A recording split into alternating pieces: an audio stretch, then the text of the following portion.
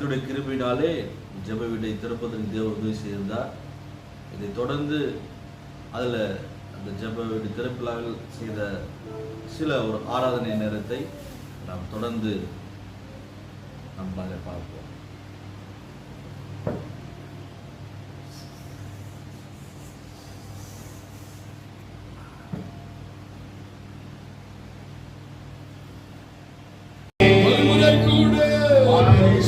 Good.